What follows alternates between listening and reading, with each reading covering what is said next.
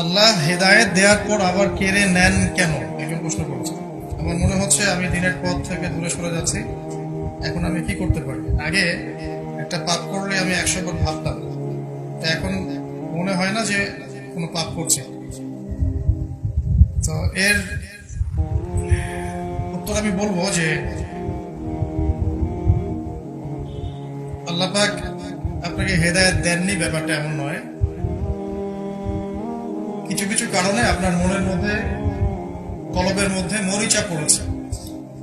হয়তো আমল কম হওয়ার কারণ হতে পারে, ধারাবাহিকতার ঘাটতি হতে পারে, অথবা প্রকাশ্য গোপন কোনো পাপে লিপ্ত হওয়ার কারণে হতে পারে।